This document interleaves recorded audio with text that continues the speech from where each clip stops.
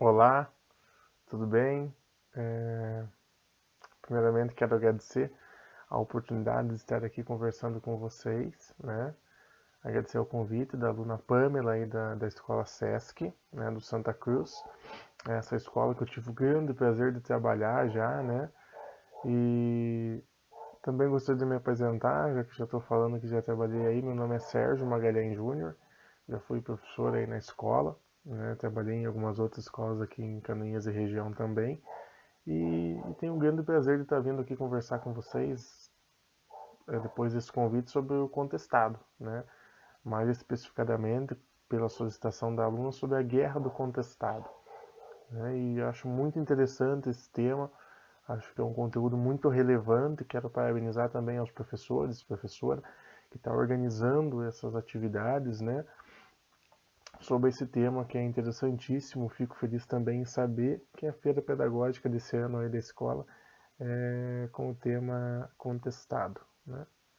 A guerra do contestado, assim, é algo que tem muito assunto, né? Então eu acabei até colocando alguns tópicos aqui numa folha para mim ir acompanhando, também não perder, né, o fio da meada aí, né? Eu acabei gravando já um vídeo no celular e deu um problema no meu celular, acabou apagando tudo. Então eu tô fazendo outro vídeo agora do notebook, então eu até tinha feito a primeira parte no celular e a segunda no notebook, porque já tinha dado problema. Acabou apagando até a primeira parte. Então estou fazendo essa primeira parte novamente, né, em cima desse assunto. E então eu peço perdão pela resolução, né, não é muito boa. O do celular ficaria melhor, mas não foi possível, então nesse momento eu vou fazer aqui no notebook mesmo. Né, porque foi algo assim também de surpresa, né? A nossa ideia era fazer uma entrevista, mas como não teve tempo hábil aí pra gente se encontrar e conversar, eu vou falar um pouquinho sobre a Guerra do Contestado de forma sucinta, não quero passar muito do tempo, né? Porque o segundo vídeo aí ficou bem longo também. E a Guerra do Contestado, que é um movimento que acontece mesmo num contexto de 1912 a 1916, aproximadamente 5 anos, mas nós temos que entender que é um processo histórico. Não é só o fato da Guerra do Contestado, né? É todo um processo histórico que leva a esse momento. E vamos entender a história de forma processual. Algo que acontece no andar da carruagem, no desandar, no contexto histórico. Não fora do contexto, não como um fato isolado da Guerra do Contestado. É um movimento do contestado. O próprio nome já diz, certo? A Guerra do Contestado, porque é uma região contestada entre dois estados naquele momento. É uma disputa territorial entre Santa Catarina e Paraná. Por isso a Guerra do Contestado. É uma das causas, inclusive, desse conflito armado que acontece. É um conflito armado desleal, inclusive, desigual, né, entre forças estaduais, forças federais, né, do Brasil contra sertanejos, contra caboclos que moravam nessa região aqui. Né? E a nossa região é uma delas. Foi inclusive criada, fundada, né, considerada município nesse período. Então é muito interessante que nós venhamos a trazer à tona esse assunto, esse tema, sempre que a gente puder. Né, porque é algo que muitas vezes não é interessante, né, para o governo, para a política mesmo, porque é algo que aconteceu aqui e ainda tem vestígios, né? Então vamos falar sobre isso. São várias causas, né, para acontecer esse conflito armado. Uma delas é essa disputa territorial entre Paraná e Santa Catarina por esse território, né, por esse local. Em torno de 20 mil camponeses aí mais ou menos estão relacionados nessa disputa, nessa guerra, né, no movimento contestado. E são poderes aí estaduais que se envolvem também de Santa Catarina, Paraná e até Rio Grande do Sul. E o poder federal também, quando vem o exército brasileiro para cá. Algumas das causas aí, desde a ocupação do território, já vem algumas das causas, né, que era ocupada no primeiro momento pelos indígenas, né, pelos Xoclen, pelos Guarani, pelos caigangue, alguns exemplos só de indígenas, depois com a colonização portuguesa e espanhola também, né, num primeiro momento, depois vem outros imigrantes para cá também, né, escravos que permanecem depois da Revolução Federalista, por exemplo, depois da Revolução Farroupilha, questão de Palmas. Isso são vários momentos aí que também acontecem nesse território, né? É um sertão que no primeiro momento é abandonado, né? A questão do vazio demográfico que surge muitas vezes, né, por parte do Estado, mas já tinham pessoas aqui. Essa terra aqui era dos índios, né, dos indígenas e de vários povos, né? E essa disputa, então, de Santa Catarina e Paraná é a mais atual, próxima ao estopim aí da Guerra do Contestado. A Estrada de Ferro, que começam a construir aqui também, né, uma ligação entre São Paulo e Rio Grande do Sul. Né, então essa Estrada de Ferro também é um dos motivos, uma das causas. Né? Por quê? Porque essa Estrada de Ferro ela começa a abrir caminho nessa mata fechada, muitas vezes, né, onde não existia. Então, mas ao mesmo tempo, quem assume essa obra da linha férrea é um estrangeiro, né? O Percival Farquhar assume a obra da linha férrea da Estrada de Ferro São Paulo-Rio Grande do Sul e com isso ele ganha um território de até 15 quilômetros para cada lado da linha férrea e quem cede esse território para ele não pensa necessariamente na população que ali estava. Já era uma população que estava, na verdade, esses caboclos, esses sertanejos, abandonados ao próprio destino.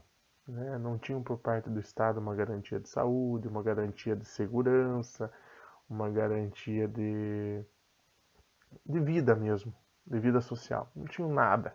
Estavam abandonados à própria sorte, abandonados ao destino. Eu não acreditava nem que o Estado iria interferir na vida deles. Eles tinham uma outra forma de viver.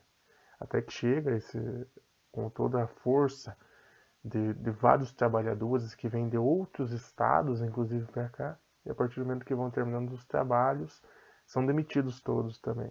Então acabam ficando aqui na região também, ocupando a região.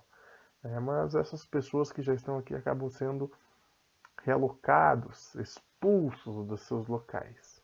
Isso é uma problemática bem grande. O próprio Percival Farquhar depois investe na Lumber também, né, que é uma madeireira que explora a madeira, exporta em um primeiro momento em Calmon, a primeira fábrica, e a segunda fábrica em Três Barras, aqui na nossa cidade vizinha, que é a maior delas, né, com uma exploração muito ferrenha e é uma das maiores empresas da época. E expulsa mesmo, ele forma um grupo de vaqueanos, de pistoleiros, expulsa essas famílias que aqui já estavam há muito tempo, das suas próprias terras. Isso causa uma revolta, né, muito grande também nesses povos. Então a população é expulsa.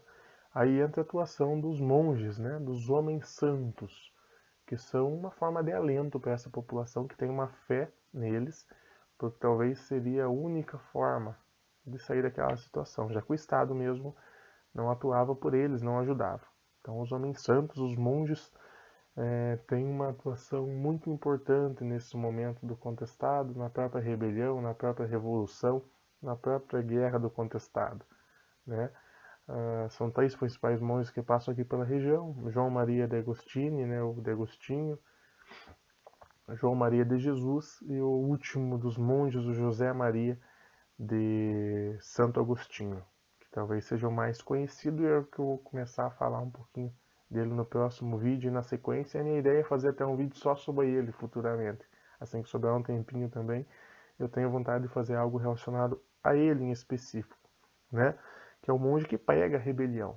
Né? Ele tem assim um conhecimento de causa, uma experiência, e ele consegue aí mobilizar muitos sertanejos e muitos caboclos aí, e ele é totalmente contra a desigualdade e a exploração, certo? Mas como eu estava falando sobre a atuação do monge José Maria de Santo Agostinho, ele é um monge que nessa época a fé das pessoas é muito importante, né? O messianismo. Afinal de contas, eles não tinham nenhum apoio do Estado, nem em segurança, nem em saúde, nem em organização social, eles não tinham nenhum tipo de apoio. Era uma sociedade à par, né? Ninguém dava valor para aquela sociedade sertaneja cabocla da região contestada, né? Região do contestado. Então eles acabam procurando apoio na fé, né? E esses homens, esses monges que vêm atuando aí, monge João Maria, José Maria, João Maria de Agostini, João Maria de Jesus, José Maria de Santo Agostinho, são os principais, né? Eles buscam, a população busca apoio neles, né? O José Maria de Agostinho, por exemplo, é um exímio conhecedor geográfico da região, conhece de botânica também, conhece de medicina que a terra tem, né? Uma medicina do local, então ele entende das ervas medicinais que o local dispõe. Então isso é muito importante, ele forma uma espécie de farmácia a partir dessas ervas, né, e começa a curar as pessoas. Então isso é muito importante, né, e nesse sentido ele ganha muita força, né, juntamente com os sertanejos. E ele é contra a exploração, né? Ele é contra, a revolta dos caboclos, na verdade, se dá contra a exploração dos ricos com os pobres. Então a guerra do contestado nada mais é do que uma guerra dos ricos contra os pobres, né? Os ricos com o apoio do governo. Então a gente percebe também uma forma de política, né, da república se instaurando no Brasil, que apoia, né, os estrangeiros ricos aqui no Brasil contra os pobres, né? Então é o início aí da república no Brasil. Eu queria falar também sobre a Batalha do Irani, que é considerado o estopim da guerra. O estopim da Guerra do Contestado é considerada a Batalha do Irani como estopim, né, como grande início. Assim. São esses vários fatores, né, esse contexto histórico, nos vai fulminar na guerra, na Batalha do Irani, onde o monge junta muitos sertanejos em Itaquaruçu e vai para Irani apenas com 30, né, no intuito de conversar com o governo, conversar com as tropas, mas as tropas acabam entendendo como uma invasão ou como um princípio de rebelião e atacam esse grupo que é minoritário, né? Onde está o José Maria de Santo Agostinho Afaiente. Eu tenho até um livro que eu estava lendo ali há pouco, vou mostrar para vocês depois, alguns livros que eu encontrei aqui em casa, né? Tem alguns livros guardados aqui relacionados ao contestado. E nesse livro ele fala que é impressionante a frieza em que o José Maria de Agostinho vai ao encontro de sua morte, como quem não temesse a morte, né? Ele sempre diz. E faz com que os sertanejos também não a temam. Então isso dá uma força de batalha para eles, né? E ele acaba morrendo nessa primeira batalha de Irani, onde o exército, né, onde as forças paranaenses atacam esse grupo de sertanejos, né, e a partir desse ataque mata, né, morto José Maria de Santo Agostinho, que é o líder desse movimento, né, caboclo, e morre também João Galberto, que é o comandante das forças militares paranaenses naquele momento. São duas figuras importantes que acabam morrendo na primeira batalha do Irani. Depois eles voltam para Taquarussu, onde tem outro combate mesmo, né, entre militares e o exército de São Sebastião, né, o exército dos caboclos, aquele exército encantado de São Sebastião, né, com todo esse messianismo, esse movimento de fé das pessoas, acreditando, né, crendo nos monges, né, e no retorno, inclusive, de José Maria, de Santo Agostinho, que naquela batalha de Irani, quando ele é morto, ele é enterrado de forma muito rasa, né, não é nem coberto com terra ou feito um buraco fundo, ele é enterrado no próprio campo de batalha e muito raso, né, a cova dele, uma cova rasa, coberto com algumas coisas, né, o que só encobre o corpo dele, mas num sentido de ressurreição. Se ele ressurgisse, né, conseguisse, a ressurreição seria mais fácil para ele. Então eles creem nisso mesmo. E isso dá uma força enorme para esses caboclos que não tinham mais no que acreditar, né? O exército encantado de São Sebastião, muitos aqui na nossa região eram devotos de São Sebastião, né, que é um santo guerreiro também, né, que mostra a força desse povo que tem tudo para não dar certo, né? Tem tudo para achar problemas, mas mesmo assim ainda vai ao encontro de seus objetivos para não mais sofrerem exploração, né? Em 1913, ali mais ou menos, acontece o primeiro combate em Itaquaruçu, onde os militares são derrotados, né?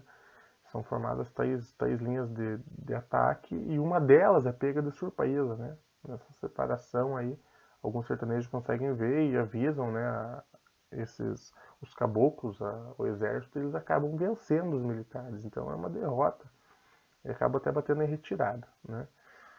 E em 1914 os sertanejos ainda controlam o território a partir de alguns confrontos e batalhas que os sertanejos vêm vencendo em um primeiro momento. Mesmo que o exército tenha um armamento muito mais forte, né? Tem certos momentos do combate que eles usam metralhadoras, que eles não usavam, né? Fuzis, o próprio apoio aéreo. No Brasil é a primeira vez que é usado o apoio aéreo em batalha, né? Cerca de 3 aviões vêm para esses conflitos. Então, realmente, a força, o poderio, né, bélico do exército brasileiro é muito forte contra esses sertanejos que muitas vezes estão lutando com foices, enxadas, instrumentos de trabalho deles, espingardas velhas, espadas de pau, né, feitas de madeira, que também servem como defesa, facões, facão lapiano, né, que é muito utilizado. E então é bem desigual essas batalhas, né? Isso que eu queria deixar bem destacado para vocês também. E aí, em 1915, mais ou menos, né, o exército brasileiro tem assim uma grande retomada, né, e tenta sufocar essa rebelião que acontece aqui, que é justificada, né, por toda a exploração que esses homens que estão na terra estão perdendo a terra, estão sendo expulsos pelos pistoleiros, né, de Percival Farquhar, que é da Lumber, da ferrovia, que contrata vários pistoleiros também, os vaqueanos, né, para mandar embora essas famílias. Então eles estão é um movimento legítimo da população pobre. Mas mesmo assim o exército brasileiro atua de forma que sufoca essa rebelião. E em 1915 aí, mais de 8 mil homens são chamados, né, para ajudar o comandante do exército e tentam acabar com isso. Contra o exército encantado aí de São Sebastião, chega em alguns momentos até a quase 10 mil homens, mulheres, crianças, e aí todos misturados, né, pela mesma causa, mesmo movimento que é super justo, né, nesse sentido que estavam sendo explorados. E é uma revolta dos caboclos contra a exploração mesmo. Não quero me estender muito, né? Ali em 1915, mais ou menos, esse poderio militar vem acabando com várias revoltas, vem matando muita gente, inocentes, sertanejos, caboclos, e vem aí a última prisão de Adeodato, que é um dos últimos líderes do contestado, né? Que está no reduto de Santa Maria, que hoje é a atual Timbó Grande, né? Cidade de Timbó Grande, que é o último reduto do contestado mesmo. Adeodato é preso, é condenado à prisão, condenado a 30 anos de prisão. É o último líder do contestado. Tem algumas histórias bem interessantes sobre ele também, a atuação dele nos redutos, que eu posso até estar aí falando um pouquinho à frente aí sobre isso, né? Hoje específico seria sobre a Guerra do Contestado, já me alonguei demais, né? Mas eu quero que vocês entendam que é um movimento que hoje ainda não é tão visto, tão conhecido, né? Eu tenho alguns objetos de pesquisa, eu venho guardando livros didáticos desde a época que eu era aluno da escola pública. Todas as escolas que eu já atuei, eu peguei os livros didáticos de história, peguei um exemplar pelo menos, tenho guardado aqui no meu acervo, e venho fazendo uma pesquisa aí sobre os conteúdos da Guerra do Contestado no livro didático e nos conteúdos básicos aí estruturantes do nosso currículo escolar. E a gente percebe que é pouco conhecida ainda a história do contestado na sua íntegra e pode ser muito mais aproveitada em sala de aula, né? Então, por isso que eu acho muito legal essa atividade de estar trazendo aí um pouco mais sobre a Guerra do Contestado, e nós que somos aqui dessa região, né, inclusive Canoinhas surge nesse momento também, né, como um território catarinense já, temos que sempre estar exaltando esse movimento do contestado, entendendo a Guerra do Contestado, entender que foi um dos maiores movimentos bélicos no Brasil, que morreram muitos inocentes sertanejos aqui, nós somos herdeiros. Eu me sinto um herdeiro desses caboclos aí do contestado, então quando eu puder levar a história deles, eu vou estar levando, e quero também que vocês levem, né, a todos esse lado da história, né, visto pelo o que o caboclo passou, né, qual que é o contexto histórico que ele passou.